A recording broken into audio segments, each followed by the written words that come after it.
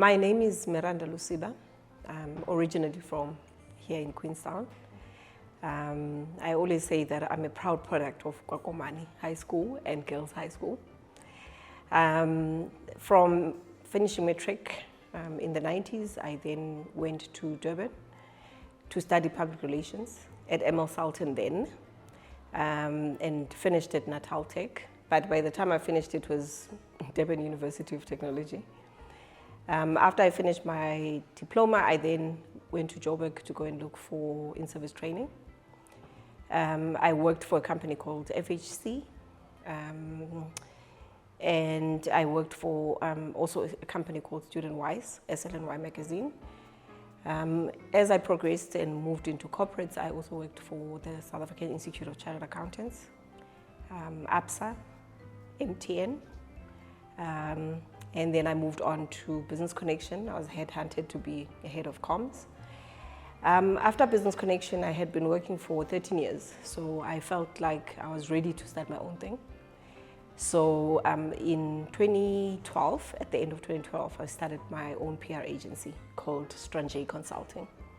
So Strange Consulting is basically strange consulting, but Strange is French for strange. Started that company, so offering PR services as a whole. And I've been running the company for almost 10 years now, working for different brands and different companies. And I'm not specific when it comes to industries. I always say to people that I can sell ice to Eskimos. So I do PR for technology companies, I've done it for Eskom, I've done it for CETAs, I've done it for City of Johannesburg. So I've done for different kinds of clients in the private sector and public sector. And that has been my journey up to now. I then, end of 2019, decided to come back home after 20 years of being in Joburg. I was tired of the rush in Joburg, but most importantly, I came back home every December for the last 20 years. And the plight that I saw here at home was what made me come back home. Seeing kids that are getting pregnant at a young age, kids that are spending their time at taverns, getting pregnant and having kids at an early stage of their lives, like 12 years, and then having another one at 14 because there's this grant that was encouraging people to get pregnant. And also the fact that there aren't a lot of extramural activities for kids here. So kids find themselves doing the wrong things. So when I saw that, I thought to myself, okay, I've gathered enough experience in Joburg. I'd like to come back home and see if I can give back. Share the knowledge that that I've gained over the last 20 years with those that need it. Because I always say, Uti, you can take a horse to the river, but you can't force it to drink. There are some kids that are out there that need help. Others have studied at TVET colleges. They either studied, to be mechanics, or they did woodwork or any, of the artisan stuff. But the problem is that a lot of them struggle to find jobs, And when they struggle to find jobs, they think of starting businesses, but they don't know what is involved in starting a business. So that's why last year, because of COVID, because of lack of interaction, face-to-face interaction with people, I thought to myself, you know what, let me use the skill that I have and start writing empowerment columns on a weekly basis, focusing in the first week on basic financial literacy, second week PR, third week entrepreneurship, and then fourth week socio-economic issues. And I've said in my columns as well, I'm not an expert in financial literacy or business. I'm an expert in PR, but not all the other topics that I write about. But what I'm writing about is my own experiences. When it comes to finances, mistakes that I made with money over the last 20 years and the lessons that I've learned, hoping that other people learn from my mistakes and avoid them. Same thing in business. It's everything that I learned in the last 10 years, mistakes that I made, things that I never knew that you actually need to know when you start a business. I'm sharing all of those things with people that are aspiring to be business people so that they know what is going to be happening when you're in business and how to tackle those. Hopefully, because I've learned so many things, they'll learn from my own lessons and avoid the mistakes that I've made. That's me.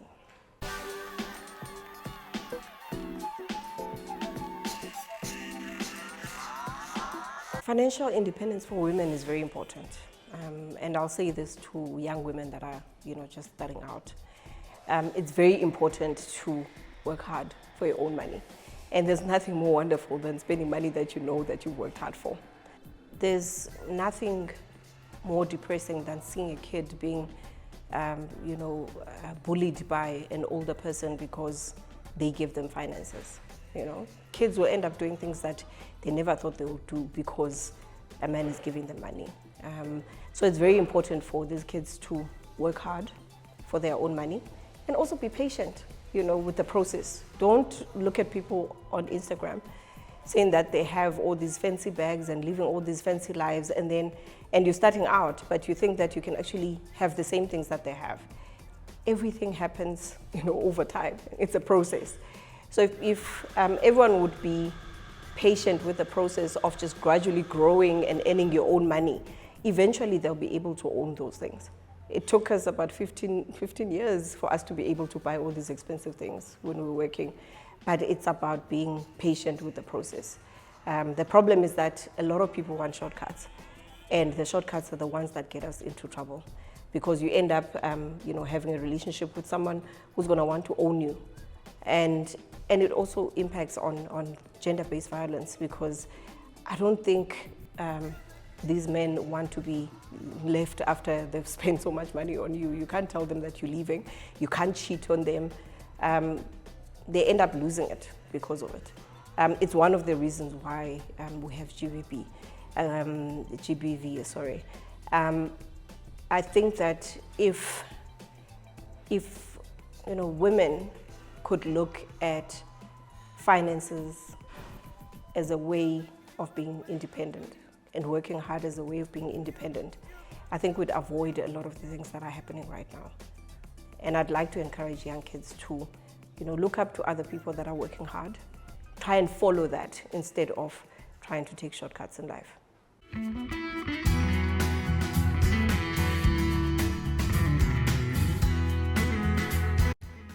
So I think the role that we have as female entrepreneurs, as a way to fight gender-based violence, is to, just empower a lot of the young women about what's happening out there, things that they can avoid.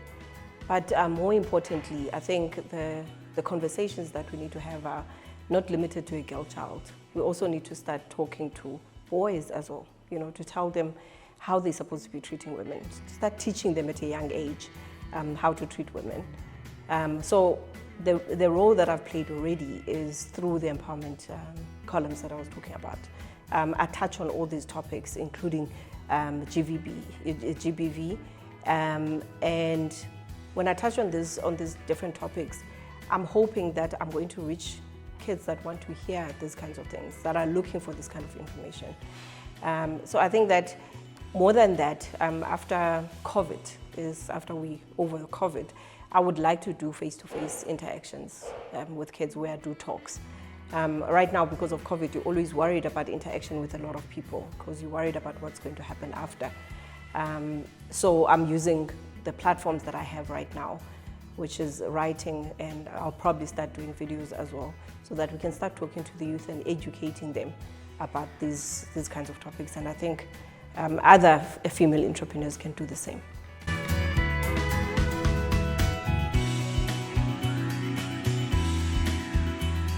The future of consulting post the Zondo Commission is that we are going to struggle to have people respect us and also trust us, because there's so many issues that have come up when it comes to service companies that are part of corruption. You even look at what happened with the PPE contracts, what was happening during COVID, the money that was charged by even communications companies, which I can relate to because I'm also a communications agency. It's sad to see people overpricing things that we note in communications, that you cannot overprice, a press conference, for instance. Doing a press conference, it doesn't cost a lot of money to do that. The problem is that I don't want society to to start painting us with the same brush. There are a lot of us out there who are trustworthy, who have integrity, we don't price ourselves out of the market and overprice as if clients do not know what prices are in the market. People know the prices, so they know when they're being overcharged. So the people mustn't lose faith in the consulting, companies, because there's a lot of good people out there that are doing great work, and people that know what they're doing and that actually deliver on the promises that they make.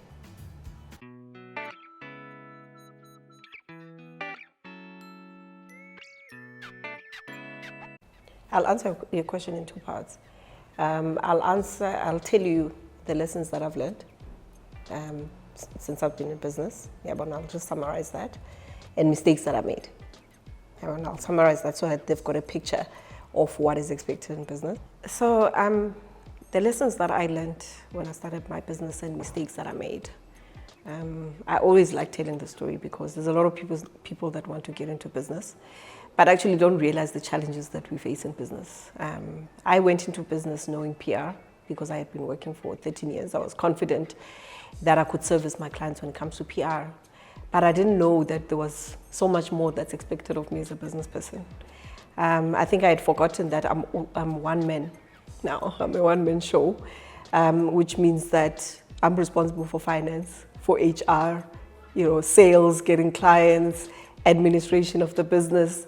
I didn't know about all those things. I didn't know about cash flow and overheads and all those things. I only learned about them when I started my business. So now all of a sudden I had to understand what cash flow is. And basically what it is money coming into the business. And the only way that money can come into a business is making sure that you've got clients and that you service your clients well and that they pay and they pay on time. Because if they don't pay on time and you've got expenses at the end of the month, then you're in trouble. Something else that I learned, I think I learned from other people that had businesses before me. A lot of people got into businesses, others won their tenders worth millions, but before they even saw the money, they started spending that money, buying cars, taking up office space, employing a lot of people. And then if that money doesn't come, then they can't pay for all of those things.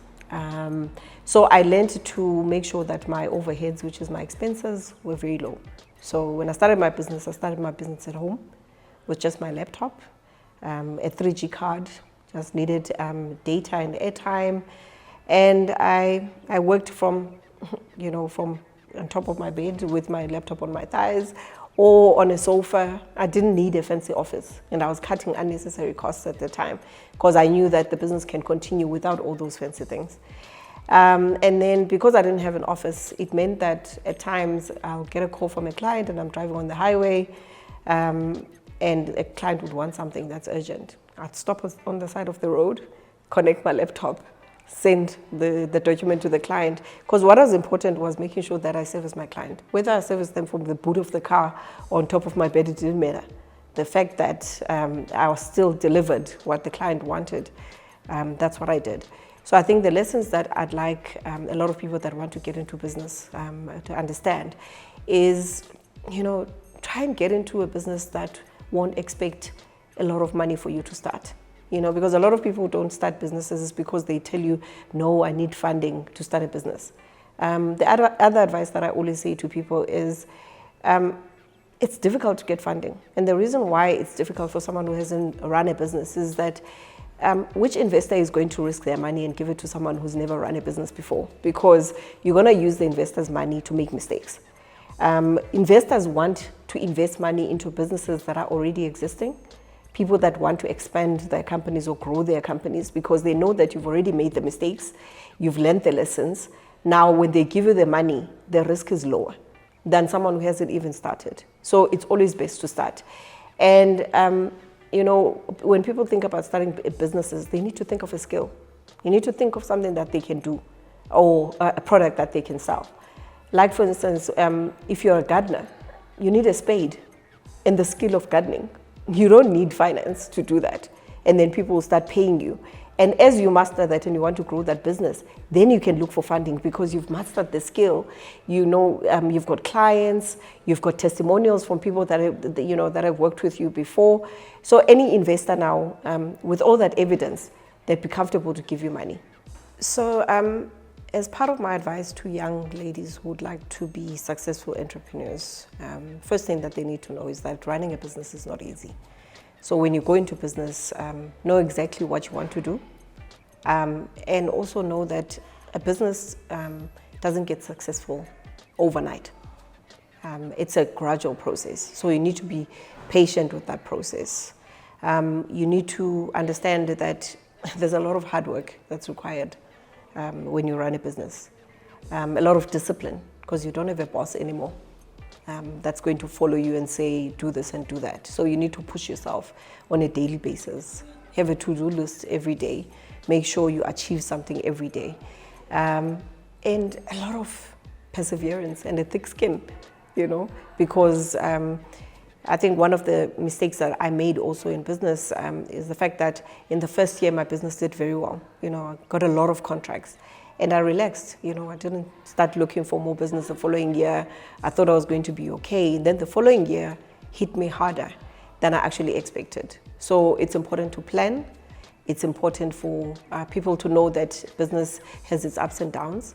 You need to have an emergency fund for when things are bad.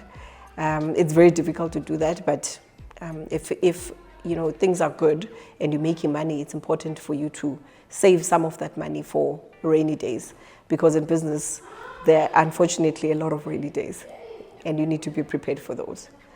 So to young girls out there, I do not want to discourage you from starting businesses.